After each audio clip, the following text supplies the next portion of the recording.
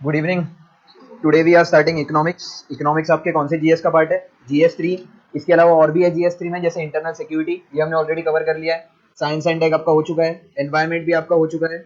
Economics हम अभी करेंगे। और एक लास्ट है डिजास्टर मैनेजमेंट एंड एग्रीकल्चर, जिसमें क्या है कि डीएम आपका हो चुका है। एग्रीकल्चर में सबसे एंड में लूंगा, क्योंकि मॉर्निंग वालों का भी मैंने सिर्फ इकोनॉमिक्स करा है, एग्रीकल्चर नहीं करा है। ये इकोनॉमिक्स की दो तीन चीजें बात कर लें। सबसे पहले प्री के लिए क्या इंपॉर्टेंस है और मेंस के लिए। देखो बेटा, दो ऐसे सब्जेक्ट है जो अगर आपके वीक है तो आपका प्री कभी नहीं हो सकता। एक है पॉलिटी, एक है इकोनॉमिक्स, क्योंकि हर साल कम से कम 20 क्वेश्चन आते हैं मिनिमम। 20 तो मिनिमम है, इसके अब आप कितने भी आ सकते हैं क्वेश्चन। तो अगर ये दोनों सब्जेक्ट आपके वीक है तब तो आपका प्री निकालने से कोई नहीं रोक सकता, मतलब प्री निकलेगा ही नहीं।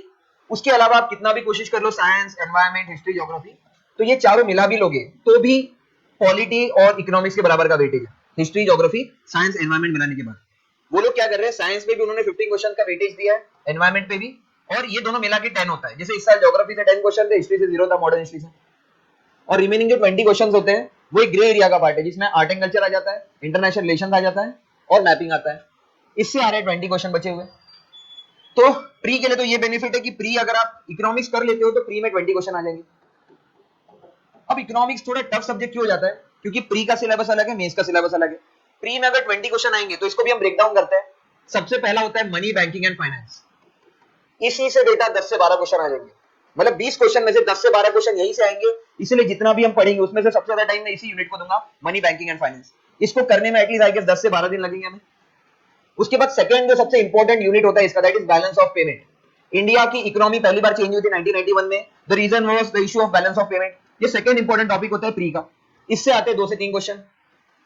थर्ड जो इंपॉर्टेंट टॉपिक होता है that is budget and economic survey. तो बजट और इकोनॉमिक सर्वे में सबसे एंड में लूंगा, और ये भी आपका कंबाइन चलेगा, मतलब मॉर्निंग इवनिंग एक साथ लूंगा मैं। बजट क्या होता है, हर साल का एक बजट आता है, जैसे 2025 का बजट आया है। और एक होता है इकोनॉमिक सर्वे। इकोनॉमिक सर्वे होता है पास्ट ईयर का, यानी 2024 का। तो किसी भी साल का आपको प्रेजेंट ईयर का बजट करना होता है और एक साल पहले का इकोनॉमिक सर्वे।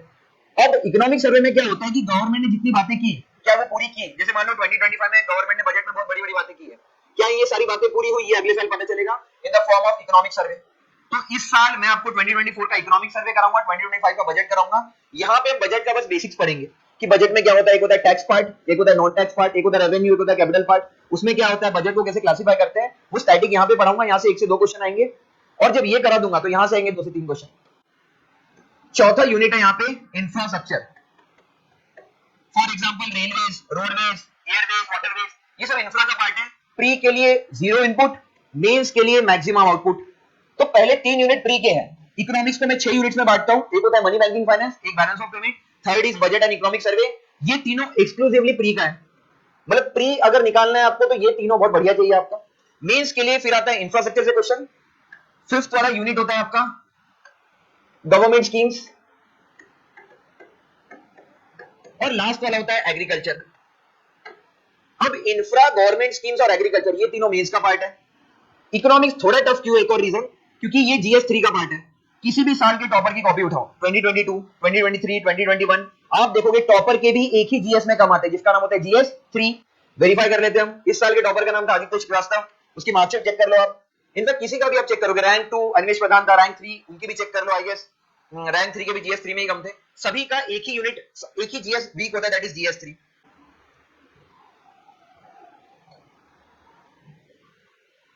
चेक करो बेटा सबसे कम कौन से जीएस में आएंगे। 95 दिख रहा है, जीएस 3। रैंक 2 की चेक कर लो, रैंक 3 की चेक कर लो। अब ऐसा क्यों है कि जीएस 3 में सबसे कम आता है? बिकॉज जीएस 3 के जितने भी सब्जेक्ट्स के मैंने नाम लिए टॉपिक्स के, economics, environment, science, internal security, agriculture, ये सब करंट ओरिएंटेड होता है। मतलब अगर जीएस 3 निकालना है तो करंट पे ज्यादा फोकस चाहिए। अगर आपका करंट अच्छा है तो जीएस 3 बहुत अच्छा जाएगा। करंट थोड़ा भी खराब है, जीएस 3 में बहुत दिक्कत होगी। जीएस 3 में मेंस में इजीली मार्क्स नहीं आते हैं। मैं आपको पर्सनल एक्सपीरियंस बताता हूं। फर्स्ट अटेम्प्ट में I just secured 77 marks in GS 3। Second attempt में बहुत मेहनत करने के बाद आई वेंट टू 91। यानी जीएस 3 में बहुत कम स्कोप होता है कि आप बहुत मेहनत कर भी लो तो 100 के ऊपर जाओगे, लेकिन थोड़ा इनपुट अगर आप जीएस 4 पे बढ़ा दोगे, जीएस 2 पे, तो easily you can cross 130 marks. ये पावर होता है जीएस 2 और 4 का।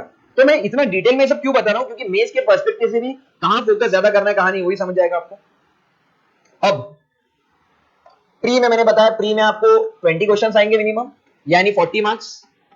प्री के लिए 3 यूनिट अच्छे से करना है, मनी, बैंकिंग, फाइनेंस, उसके बाद बैलेंस ऑफ पेमेंट और बजट एंड इकोनॉमिक सर्वे। इसके बाद मेंस में 50 मार्क्स का आएगा बेटा, ज्यादा नहीं, 50 मार्क्स का आता है। अब मैं बताता हूँ मेंस के लिए ज्यादा लोड लेना क्यों नहीं है। 5 टॉपिक है, environment, science, internal security, disaster management और ये इकोनॉमिक्स। पांचों से 50-50 मार्क्स का आता है। एनवायरमेंट भी 50 मार्क्स का आएगा, साइंस भी, इकोनॉमिक्स भी, इंटरनल सिक्योरिटी भी और लास्ट वाला आपका एग्रीकल्चर भी। यानी अगर मैं बात करूं इकोनॉमिक्स पढ़ने में हमको 2 महीने लग जाएंगे प्रॉपर, तो 2 महीने में 50 मार्क्स का मेंस का आएगा। एनवायरमेंट आपको मैम ने 20 लेक्चर्स लिए, वैसे 15 में हो जाना चाहिए था। साइंस भी 15 लेक्चर्स में हो जाता है। इंटरनल सिक्योरिटी हमने 12 लेक्चर्स में किया है। जस्ट इमेजिन करो 15-15 12 लेक्चर के सामने कहा 2 महीने यानी 60 डेज। तो ये समझ में आ जाएगा आपको कि कहां ज्यादा फोकस करना है, कहानी। इन सब पे ढंग से फोकस कर लोगे, जीएस3 में अच्छे मार्क्स आ जाएंगे। सबसे कम लोग जीएस3 में मेंस में इकोनॉमिक्स पे ही मेहनत करते हैं, क्योंकि बहुत पढ़ोगे तो 50 मार्क्स मिलेंगे, नहीं पढ़ोगे तो वैसे भी अगर मान लो आपने 2 महीने पूरा अच्छे से दे भी दिया मेंस को, तो भी इसमें से 3 ही यूनिट ढंग से करने हैं, एग्रीकल्चर, इंफ्रा और स्कीम्स। ये तो बात हो गई आपके फायदे की कि इकोनॉमिक्स कितना आउटपुट देता है। इकोनॉमिक्स का मेन आउटपुट है प्री के लिए, अनलेस आपका ऑप्शनल हो। आप किसी का ऑप्शनल इकोनॉमिक्स ऑप्शनल ऐसा कोई है यहाँ पे? यहाँ से वैसे कोई नागपुर से तो लेता ही नहीं है, ये सब दिल्ली में मिलेगा आपको, लेडी श्रीराम वगैरह में। तो इकोनॉमिक्स ऑप्शन लेने का एक और फायदा है बेटा, अगर आप इकोनॉमिक्स ऑप्शन लेते हो तो एक और सर्विस है जिसका नाम होता है आईईएस। इसका अलग से एग्जाम होता है, Indian economic services. I don't know आपको पता है कि नहीं, इंडिया में यूपीएससी सिविल सर्विसेज के अलावा एक और एग्जाम होता है। इसके लिए कोर कंडीशन इकोनॉमिक्स ऑप्शनल चाहिए, बहुत लोग ये भी देते हैं। और अगर आपका क्लियर हो जाता है तो आपको कैट या ये क्लियर हो जाता है तो आपको कैट और अकाउंटिंग में सिलेक्शन हो जाता है आपका, मतलब वो पोजीशंस के लिए आप जा सकते हो इसमें, ठीक है। इंडियन इकोनॉमिक सर्विसेज का एग्जाम होता है। नाउ सबसे ज्यादा जो आप लोग एक्साइटेड हो तो बुक्स के लिए, सर बुक्स बता दो बस कौन सी। देखो मैं अभी आपको टास्क दूंगा, इसके बाद आप बुक्स देख के आना। जनरली टॉपर्स 2 बुक बोलते हैं, एक कहते हैं रमेश सिंह पढ़ के आओ और एक होता है विवेक सिंह। मुझे कोई दिक्कत नहीं, आप रमेश सिंह पढ़ो, विवेक सिंह पढ़ो, बस अभी मैं आपको पीवाईक्यू दिखा देता हूँ, प्रीवियस ईयर क्वेश्चन। अगर ये पीवाईक्यू आपको रमेश सिंह में मिल गया या विवेक सिंह में मिल गया तो आप ये उठा लेना। बट माय पर्सनल एक्सपीरियंस दोनों के दोनों बुक रद्दी है, क्योंकि इन दोनों में आपको ये कंटेंट मिलेगा ही नहीं जो यूपीएससी पूछ रहा है। फिर टॉपर्स बोलते क्यों है? क्योंकि देखो टॉपर्स की एक टेंडेंसी बन चुकी है कि सिलेक्शन हो जाने के बाद जैसे मुझे कोई रेकमेंड करना है, आपने एक बुक का नाम और सुना होगा, नितिन सिंघानिया की आर्ट एंड कल्चर। वो 1200 पेजेस की बुक है सर, 1200 पेजेस में से 2 या 3 क्वेश्चन आते हैं, कोई नहीं पढ़ता है। सब मार्केट में क्या कर रहे हैं, नितिन सिंघानिया की कुछ ऐसी बुकलेट्स घूम रही है जिसमें शॉर्ट कंटेंट दिया हुआ है, सब वही लेके आते, वही पढ़ते हैं। और सिलेक्शन के दिन क्योंकि मुझे अब बोस्ट करना है कि मैंने बहुत कुछ पढ़ा था, तो मैं बोलूंगा एथिक्स के लिए तो मैं लेक्सिकॉन पढ़ो, जबकि कोई नहीं पढ़ता है। टू बी ऑनेस्ट, लेक्सिकॉन उठाओ और पीवाईक्यू उठाओ, आपको समझ में आ जाएगा कोई पढ़ रहा है कि नहीं। तो अब मुझे एक बार आपको पीवाईक्यू दिखा लेने दो, यानी आपको लगे कि क्यों बुक्स पढ़ना नहीं है। वैसे लेने के लिए आप ले सकते हो, आप बिल्कुल विवेक सिंह की ले सकते हो, नितिन सिंघानिया की खुद की भी बुक है इकोनॉमिक्स के लिए, या रमेश सिंह भी ले सकते हो। बट एक बार मुझे आपको क्वेश्चन दिखाने दो और फिर आपको रियलाइज हो जाएगा कि फायदा है कि नहीं लेने में। ये देखो, ये प्रीवियस ईयर क्वेश्चन की इकोनॉमिक्स की बुकलेट है, मैं सारे क्वेश्चन आपको यहां से कराऊंगा। बुक्स हम कोई यूज नहीं करेंगे, मतलब रेफरेंस बटन मैं कोई सजेस्ट नहीं करूंगा, लेकिन मैं पढ़ाऊंगा किससे? तो मैं आपको पढ़ाऊंगा एक टीचर के नोट से, that is Noel Patel. Noel Patel के नोट से मैं आपको क्यों पढ़ाऊंगा? क्योंकि he is the only legible teacher in this industry जिसका इकोनॉमिक्स सबसे बेस्ट है। अगर मैं दिल्ली की बात करूं, दिल्ली जाओगे, आप में से कोई गया होगा, तो मैं कहीं भी जाओ, नेक्स्ट टाइम में जाओ, विजन में जाओ, वाजीराव में जाओ, कोई वहां के इकोनॉमिक्स के फैकल्टी से नहीं पढ़ता, सब एक ही इंसान से पढ़ते हैं, नोएल पटेल से। नोएल पटेल ऑफलाइन नहीं पढ़ाता है, वो ऑनलाइन पढ़ाता है अनअकैडमी पे। अब उससे क्यों पढ़ते हैं? क्योंकि 2015 में उन्होंने पढ़ाना स्टार्ट किया था। वो इकलौता इंसान है जिसको डिमांड समझ में आ गई थी कि इकोनॉमिक्स की डिमांड क्या है प्री और मेंस के लिए, इसलिए उसके नोट्स या उसके कंटेंट का कोई जवाब ही नहीं। तो हम पूरा नोएल से पढ़ेंगे, फिर आप पीवाईक्यू करना, आपको रियलाइज हो जाएगा क्यों नोएल पटेल बेस्ट है। अब उसके हैंडआउट आपको लेने नहीं, उसके हैंडआउट 1200 पेजेस के, वो बिल्कुल नहीं लेना है।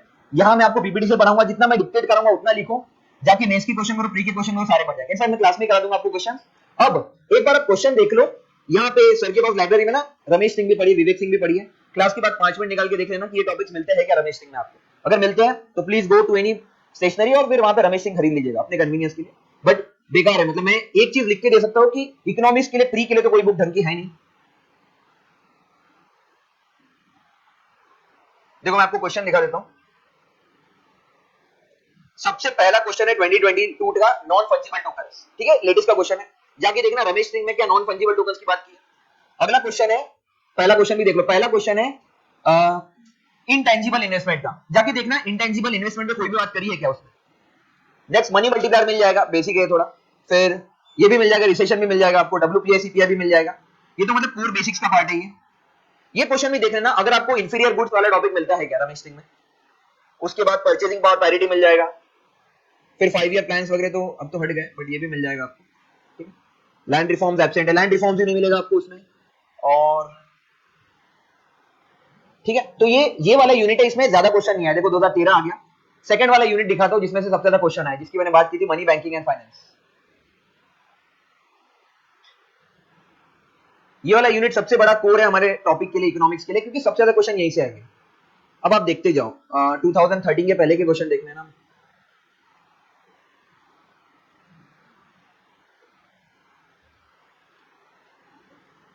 हाँ, यहां से हमें क्वेश्चन देखने, ये मिल जाएगा आपको, ये मिल जाएगा, क्योंकि 2013 में इन्फ्लेशन वगैरह था, तो अब तो उन बुक्स ने कवर कर लिया। हाँ, अब जाके मुझे बताना क्या रीजनल रूरल बैंकिंग सब कवर किया है, प्रायोरिटी सेक्टर लेंडिंग कवर किया है क्या रमेश सिंह ने, ओपन मार्केट में जाएगा, वेंचर कैपिटल कवर किया क्या, ये सब बिल्कुल नहीं मिलने आपको रमेश सिंह में, कोई भी आप विवेक सिंह उठा लो उसमें कवर नहीं किया है। बेसल एफर्ट्स मिल जाएगा आपको, और ये मिल जाएगा एमएसएफ क्या होता है, then core banking solution absent है वहां पे, बिटकॉइंस का टॉपिक नहीं मिलेगा आपको, क्योंकि मैंने बताया इकोनॉमिक्स करंट का पार्ट है। तो अब इकोनॉमिक्स करने के दो तरीके हैं, रमेश सिंह लो और डेली न्यूज़पेपर पढ़ो, बट जितने मेहनती आप लोग हो, तो मेरे को पता है आप में से कोई तो डेली न्यूज़पेपर पढ़ने से रहा।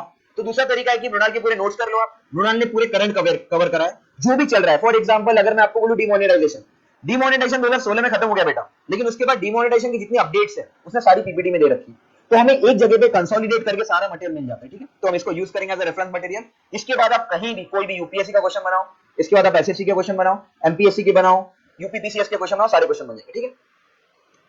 तो हम स्टार्ट करते हैं इकोनॉमिक्स। पहले 10 दिन हम देंगे प्रॉपर मनी बैंकिंग फाइनेंस को, उसके बाद हम देंगे बजट को, लास्ट में हम देंगे बैलेंस ऑफ पेमेंट को, और वो जब हो जाएगा तो बचे हुए 3 टॉपिक्स रहेंगे, इंफ्रा, एग्रीकल्चर